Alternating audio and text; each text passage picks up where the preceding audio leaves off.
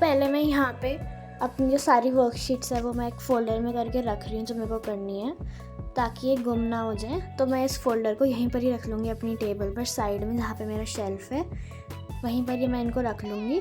और इनको time to time मैं करती रहूँगी। उसके बाद मैं मैथ्स पढ़ने बैठ गई थी, स्टैटिस्टिक्स, क्योंकि वो चैप्टर मुझे कंप्लीट करना है आरएस से, एंड वो chapter is quite important and उसमें फुल मार्क्स स्कोर करे जा सकते हैं, इसलिए मैं उस चैप्टर पर अभी ध्यान दे रही हूँ 2-3 दिन से। तो मैं सबसे पहले तो एग्ज़ाम्पल सॉल्व कर रही हूँ। उससे पहले मैंने जो सारे इम्पॉर्टेंट जो पॉइंट्स हैं, जैसे एक्स आई क्या होता है, एफ आई क्या होता है, तो टर्म्स हैं, इनको मैंने लिख लिया था कि क्या क्या होते हैं ये, एंड मीन मीडियम मोड का फॉर्मूले भी लिख लिए थे मैंने कि क्या होते हैं ये, ताकि मैं इनको भूल ना जाऊँ एंड गलत फार्मूला गलत जगह ना लगा दूँ। तो मैंने पहले उनको नोट करा, उसके बाद मैंने आरएस के एग्ज़ाम्पल्स करे थे सारे,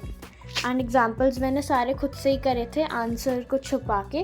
ताकि प्रैक्टिस हो जाए एंड ऐसे ना हो कि देख देख कर ही आंसर आ रहा है, बिना देखे आंसर नहीं आ रहा है। तो मैंने पहले ऐसे करा था एंड उसके बाद मैंने इसकी एक्सरसाइज भी करी थी सॉल्व, एंड इसके एक्सरसाइज में जो इम्पॉर्टेंट क्वेश्चंस है ना, उनको मैंने मार्क भी कर दिया था, ताकि जब मैं अपने पेपर से पहले एक बार रिवाइज़ करूं तो मेरे को पता चल जाए कि ये वाले इंपॉर्टेंट क्वेश्चंस हैं एंड इनको एक बार रिवाइज़ करना है। एंड जो क्वेश्चंस मुझसे फर्स्ट बार में नहीं हुए उनको भी मैंने मार्क कर दिया था for the same reason.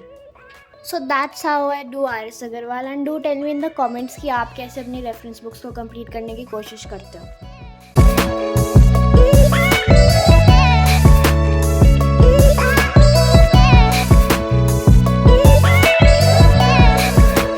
Okay, so before going further into the vlog, let me tell you about Educazone books. ये एक CBSE सैम्पल पेपर बुक है जिसमें आपको और भी फीचर्स मिल जाएंगे other than sample papers, such as CBSE 2023 का जो बोर्ड एग्जाम का पेपर है वो, and you will also get detail solution for each question for this paper and other papers as well. आपको इसमें माइंड मैप्स भी मिल जाएंगे सारे चैप्टर्स के लिए, which are very important for revision, and these mind maps are made by experts which are error free and will guide you in the right direction. Along with that you will also get quick revision of each chapter जिसमें core concepts होंगे पूरे chapters के, along with important diagrams, and आपको इसमें 10 sample papers मिल जाएंगे आपकी practice के लिए। It's a one stop solution, so go for it and buy Educazone sample papers. These sample papers are also available for other subjects like English, SST, Science, Maths and Hindi.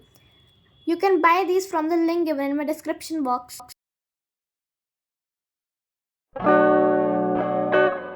आज मैंने ज़्यादा कुछ नहीं किया था, मैंने सिर्फ मैच देखा था वर्ल्ड कप का, एंड थोड़ी बहुत पढ़ाई करी थी, ज़्यादा नहीं करी थी।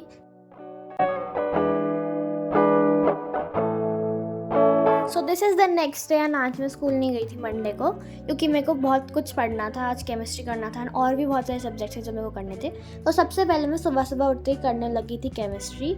क्योंकि इसका टेस्ट है कार्बोनेट्स कंपाउंड्स का, एंड मेरे इसके लेक्चर्स जो 1-2 हैं वो रह रहे हैं करने, तो मेरे को वो भी कंप्लीट करने हैं। एंड जो लेक्चर अभी तक इसका नहीं आया है उसके लिए मेरे को दूसरी बुक से पढ़ना पड़ेगा, क्योंकि देखो टेस्ट तो पूरे चैप्टर का ही है एंड लेक्चर आएगा फ्राइडे तक, तो उतना तो मैं वेट नहीं कर सकती क्योंकि टेस्ट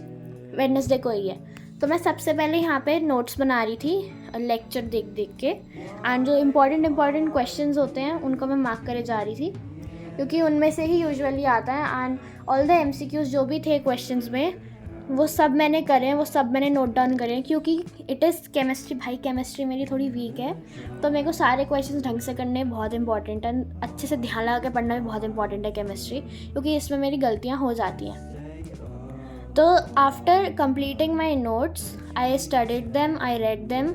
अच्छे से, बहुत अच्छे से मैंने उनको याद करा, and I also practice all the diagrams and structures. And इसके बाद I will read NCERT of this chapter, and उसके मैं in text questions plus back exercise attempt करूँगी चेक करने के लिए कि मेरे को कितना अब आ गया है ये चैप्टर एंड कहाँ कहाँ मेरी मिस्टेक हो रही हैं। Because question practicing is very important, and जो NCERT है उसमें से बहुत सारे क्वेश्चन आते हैं, तो उसको अच्छे से करना भी is very important. So that's why I always prefer to do NCERT first, then any other reference book if needed, and उसके बाद I do sample papers and question bank.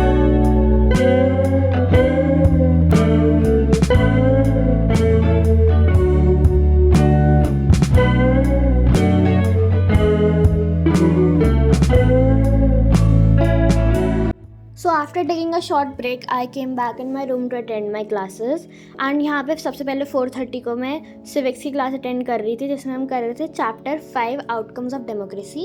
And ये चैप्टर मैं पहले भी 2-3 बार पढ़ चुकी हूँ, but I am still attending this class ताकि और रिविजन मेरी होती रहे हाथ के हाथ,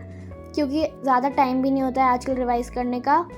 इसलिए मैं ये हाथ के हाथ ही रिवाइज़ करती रहती हूँ जो भी क्लास में हो रहा होता है। एंड इसमें जो भी लास्ट में MCQs या क्वेश्चंस बताए जाएंगे मैं वो भी मार्क कर लूँगी ऑब्वियसली, क्योंकि उनमें से तो आते ही आते हैं question, I have notice that. And उसके बाद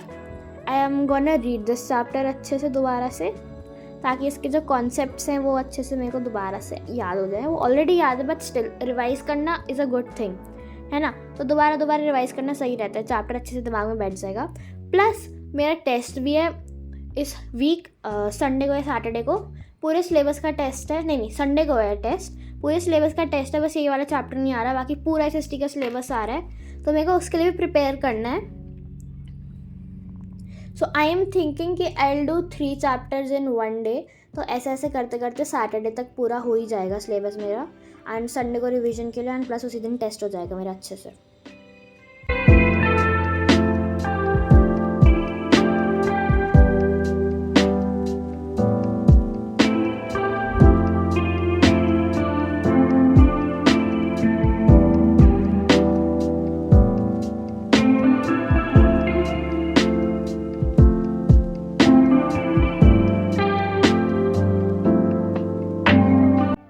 क्लासेस के बीच में जो ब्रेक होती है I watched anime in that, and ज़्यादा टाइम नहीं बचा था, सिर्फ 20 मिनट्स ही थे, 20 भी नहीं कह सकते, 15 मिनट्स ही बचे थे, तो मैंने उसमें जितना देख पाई मैंने देख लिया, फिर दूसरी क्लास अटेंड करने में चली गई थी। So my classes got finished at 8 PM, and उसके बाद मैंने रेस्ट करा, बातें करी मम्मा से, एंड उसके बाद मैं दोबारा पढ़ने बैठ गई थी 10 बजे के आसपास, and I was studying French because इस बार मेरे को फ्रेंच में अच्छे नंबर चाहिए, एंड कल्चर मैं दोबारा अच्छे से कर रही हूँ क्योंकि culture is very important and ये अच्छे खासे नंबर का आता है।